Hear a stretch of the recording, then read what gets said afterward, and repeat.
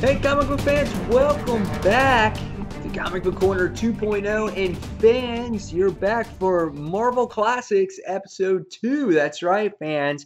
This is the review series where I relive the Marvel comics of the past. Before we had All New Marvel Now, and All New Marvel Now, and All New, All Different Marvel Now. So this is the years of when you go back to the year of 1991 and you relive the days of the original Game Boy. That's right, guys. Or you go back to 1991 and you remember the Chicago Bulls of old. That's right. That's what you get while when you're rereading these classic books. Or how about even good old the original Nintendo, when they have advertisements like this on there for a Silver Surfer Nintendo game. How awesome is that?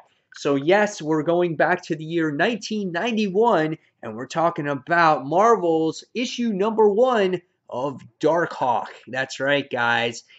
This is where it all started for Darkhawk back in the year 1991, and we get introduced to Chris Powell, and the first time he ever held the amulet that changes him into Darkhawk. That's right, guys. Darkhawk is created by Tom DeFalco.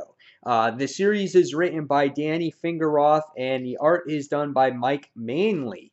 When you get to see the introduction to this page, pretty cool. You get to see Darkhawk here. The title is known as Dawn of the Darkhawk. And the art in here is a little bit blotchy. You know, I don't know what kind of budget they had back then for new comics, but it was okay. I mean, when you look through this book, you get to see Hobgoblin is going to be the future arch enemy of Darkhawk, and but yeah, of course, Hobgoblin doesn't know that yet. We get to see in this issue just some basic paneling, some normal artwork. It's okay, pretty decent facial expressions in here. You get to see Chris Powell, his father, his mother in the issue, and Hobgoblin. Those seem to be the main characters in here. So, very dark comic, has to do with like in a carnival and some rain, and even Darkhawk himself when he's exposed for the first time. When you see him, even his colors may not be as bright as you would like it to be in a comic like this, especially seeing a brand new hero for the first time. So we get to see that here. And then, yes, another ad for Double Dragon 3 on Nintendo. So you gotta love the ads back then. Really brings you back to the memories. So what was this story about that I really like this story? And probably the introduction to Darkhawk here. So in the beginning of this issue, you get to see Hobgoblin. He does work for this name. This guy's name is Baez, or Felipe. You can call him Felipe Baez. I think that's his name. And he is like the crime lord around here. He's looking for this ancient artifact, and he's having his men sent out for it. And supposedly it's in this Wonderland amusement park. And we get to see constantly throughout this issue Felipe's men paying off people to try to find out the information of this ancient artifact.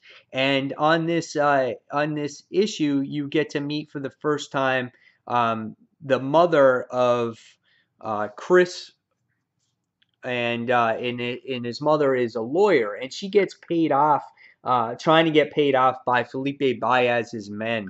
I'm trying to see what her name was, Grace Powell. So she doesn't take it. You know, she's a lawyer, and she's in this case going against them here. So she doesn't take the money. Now, the father is also working for the police, and it's life is hard in this city, and because they're always going against crime and whatnot, and the kids are all happy to see their parents, that they kind of survived another day. I mean, god dang, if it's really that bad, man, I guess I would pack it up and leave. But they don't, and it is mentioned in here that their life is very difficult. And Chris has got to be the responsible one. He's got to take care of the twins and be there for the kids when the parents are not, because they're very busy. So one day when the mom uh, leaves Chris in charge. Chris was irresponsible little child, and he goes out with his friends to go get some Cokes. And he said he was going to bring back milkshakes, and it took him like an hour for him to return. Well, the kids wound up wandering out of the house, and they wound up going to the Wonderland place because that's where they want to go before it closes down. So Chris goes searching for them, and he winds up finding them in a fun house. But at the same time, we wind up finding out that Chris's father was kind of doing deals with Felipe Baez, and he was getting paid money on the side. But at the same time, they were going to assassinate his father too and just steal the money right back. So as Chris was coming across these crooks, he winds up falling into some rotting boards, and he finds the amulet that turns him into Darkhawk for the very first time. And he's kind of shocked. His dialogue wasn't very rememberable. It's just kind of like he changes. He's like, "What is this?" And he changes. He's like, "Huh?" And it's just like he changes into Darkhawk, and he has this different voice, and he doesn't know how to handle the powers. It kind of just shoots at him. And this has me thinking that this was the amulet that, this was the artifact that obviously Felipe Baez was searching for through the entire time.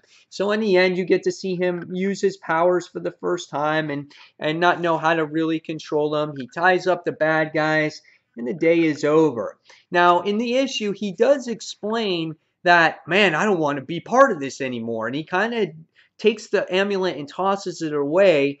And then when he goes back to his family, he finds out that his dad just kind of runs off. And then he feels like he has this responsibility that he's going to have to, straighten up the city. He's like, this is going to give me an edge. And he didn't know what to call himself at first. He calls himself Edge Man or something like that, because that's what his father always said. But when he feels like that this is the right thing to do, it wasn't very descriptive in the issue of how he got that crystal back or that amulet back. And I think it was maybe the old bum or something like that that gave it to him. But he winds up giving it back, and he winds up calling himself Dark Man or Darkhawk. And that's how it ends. And the father's gone missing. And that's pretty much how it ends. So it was an okay issue. When you go back to today's standards for comics, I think the origin of Darkhawk maybe wasn't that great, and it wasn't very memorable. But they had to start the series off somewhere, I guess, back in 1991. So why not just this kid come across the amulet and he turns into Darkhawk? Now, the key thing about this series is that you will get revealed of the secrets of this amulet as the series goes along, and it is promised that as at the end of issue 1 as well. So any questions that you may have at the end of this issue may get answered further along in the series. Now, during Marvel Classics, I will be reviewing more of Darkhawk series, as I have about 50 of these issues. So I'm looking forward to reading some more of these series as well with the other Marvel Classics that are involved. So guys, hopefully you enjoyed this review of Darkhawk issue number 1. After reading this book, I'm going to give this one probably a 3.5 out of stars. It didn't blow my mind, honestly, but being that I'm looking at future issues of this, it looks like the series does pick up. So, yep, 3.5 out of 5 stars. Guys, leave me your comments below what you thought of Darkhawk issue number 1, if you ever read it. And now, if you saw this video, maybe now you just learned a little bit more of the origin of Darkhawk. So fans, as always, thank you for watching Comic Book Corner 2.0. This has been Marvel Classics, episode number 2. Thanks for watching, guys. See you soon. Bye.